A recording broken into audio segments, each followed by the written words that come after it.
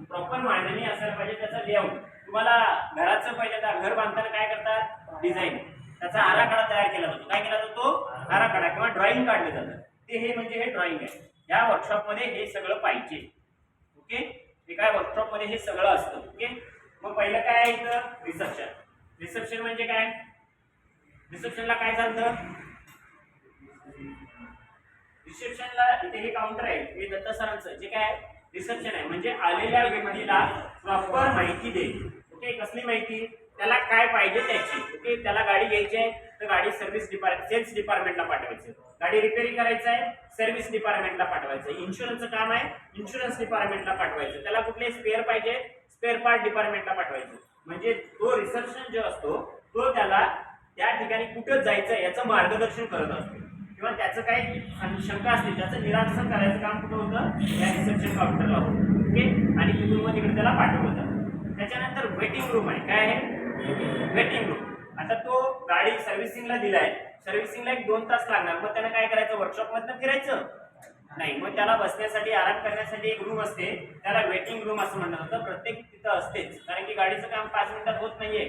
आता तर पुढे जाऊन अजून तुम्ही जर हेवी व्हेकल मध्ये गेलात, हेवी व्हेकल जिथं असतात तिथं त्या ड्रायव्हर लोकांना राहण्याची सोय केलेली आहे. ओके, गाडीचं काम तासाभरात होत नाही, मग त्यांना आराम करण्यासाठी त्या ठिकाणी त्यांना रूम, जसं हे वेटिंग रूम आहे ना, तसं आराम करण्यासाठी रूम. तुम्ही इंडस्ट्रियल व्हिजिट आपण याला आयचरला घेऊन गेलो की समजेल, तिथं बघायला मिळेल. ओके, आणि जर ड्रायव्हरला चांगलं तिथं सुविधा मिळत असेल तर ड्रायव्हर रिपेअरला देतच जातो. ओके, ते चांगलं आहे म्हणून सांगतं मालकाला, आणि मालकाला ड्रायव्हरला सांगितलं की ते पटतं. बरोबर आहे ना, इथं चांगलं काम करतात. ड्रायव्हरला चांगली सुविधा दिली की तो मालकापर्यंत पोहोचेल. मग कसं आहे, लोकांच्या याच्याशी खेळता यायला पाहिजे, मेंदूशी. माझ्याकडे कस्टमर कसं वाटते, ड्रायव्हरच गाडी घेऊन येतो, मालक तरी गाडी घेऊन येत नसतो. मग ड्रायव्हरला सॅटिस्फॅक्शन मिळालं पाहिजे, मग त्याची सोय करायची. ओके, तर ते वेटिंग रूम आहे. त्याच्यानंतर काय आहे, वर्कशॉप ऑफिस. ऑफिस आहे ना, तुम्ही ऍडमिशनला आल्यावर तिथं आतमध्ये फॉर्म वगैरे भरून घेतलं, म्हणजे जे काम कुठलं काय करायचं, डॉक्युमेंटेशन असेल तर ते कुठे केलं जातं, ऑफिसमध्ये. त्याच्यानंतर वर्कशॉप मॅनेजर, मॅनेजरसाठी केबिन असते. त्या सगळ्या वर्कशॉपवर हँडल करायला किंवा होल्ड ठेवायला पाहिजे ना, कुठं काम चाललंय, व्यवस्थित नाही चाललंय, पुढच्या स्ट्रॅटेजी असतील, सगळ्यात ज्या गोष्टी ते ठरल्या जातात, त्याच्यासाठी त्याची केबिन असते. त्याच्यानंतर मग स्पेअर पार्ट डिपार्टमेंट आहे.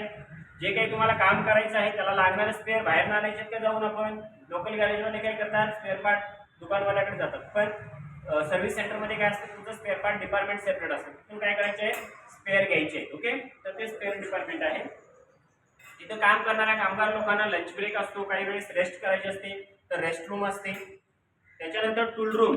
काय, टूल, स्पेसिफिक टूल असतात, म्हणजे स्पेशल टूल असतात. ते प्रत्येक कामगाराला देणं पॉसिबल नाही आहे. सपोज आपल्याकडे स्पार्क प्लग क्लीनर प्रत्येक कामगाराला द्यायचा का, तो एकच असेल, आणि तिथं जाऊन त्या लोकांनी काम करायचं असतं. तर ते स्पेशल टूल असतात, त्याच्यासाठी एक टूल रूम असते तुमच्याकडे.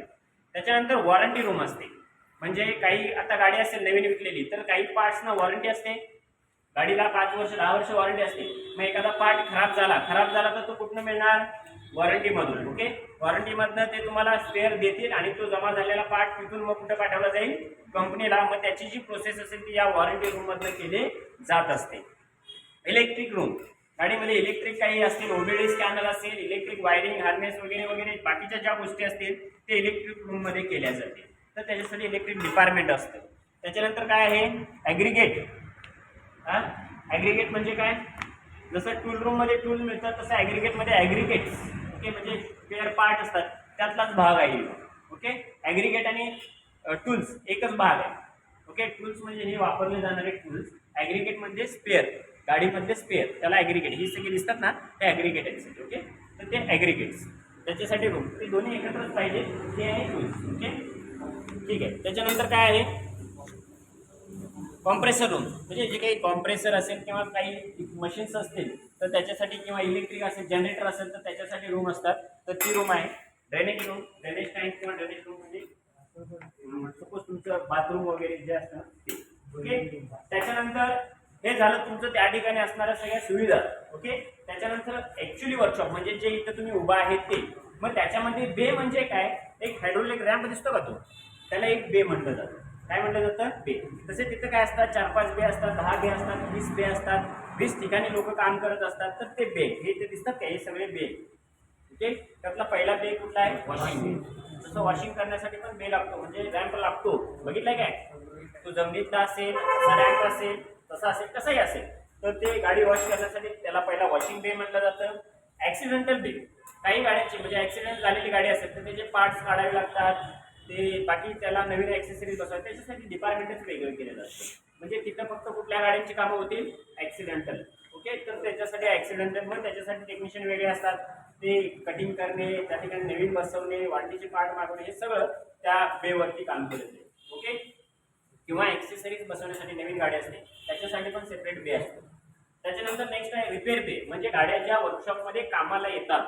ओके, तर त्याच्यासाठी वेगवेगळे बे असतात. बे म्हणजे काय? जे काही रॅम्प असतो त्या रॅम्पला त्यांनी बे म्हणून नाव दिलेलं असतं. 1 2 3 वर्कशॉपमध्ये 3 असतील, 4 असतील, 5 असतील, तर हे बे आहे जिथं काम चालणार आहे. त्याच्यानंतर काय आहे?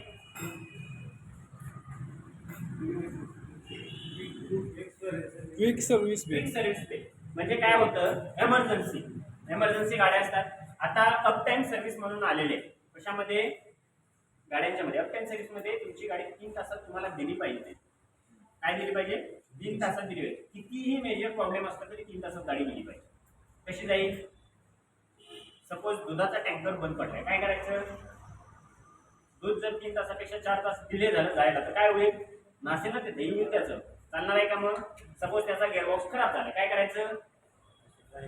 डायरेक्टली गिअरबॉक्स उतरला जातो, तो काढून ठेवायचा, त्याचा रिपेअर करत बसायचं नाही, नवीन गिअरबॉक्स तिथं चढवायचा आणि ती गाडी पाठवून द्यायची. काय करायचं?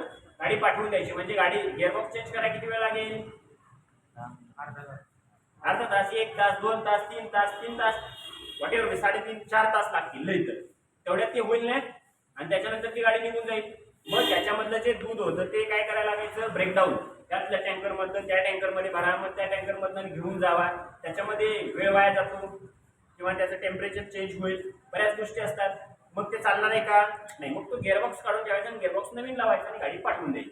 आणि मग त्या गिअरबॉक्सचा रिपेअर अँड मेंटेनन्स करायचा आणि ज्यावेळेस ती एमटी होईल गाडी त्यावेळी ती परत आणली की परत त्याला तो रिपेअर केलेला गिअरबॉक्स बसवून द्यायचा. गाडी थांबले का? ॲम्ब्युलन्स आली, थांबून चालेल का? ओके, किंवा वेगवेगळे तुमचे आईस्क्रीम घेऊन जाणारे कंटेनर असतात, भाजीपाला घेऊन जाणारे ट्रक असतात, थांबून चालतील का? नाही चालत. मग त्यावेळी क्विक सर्व्हिस मिळायला पाहिजे, तर ते एमर्जन्सीवरती ठरवलं जातं आणि मग त्या ठिकाणी त्या गाडीचं काम होतं. क्विक सर्व्हिस बे. त्याच्यानंतर काय आहे? इन्स्पेक्शन बे.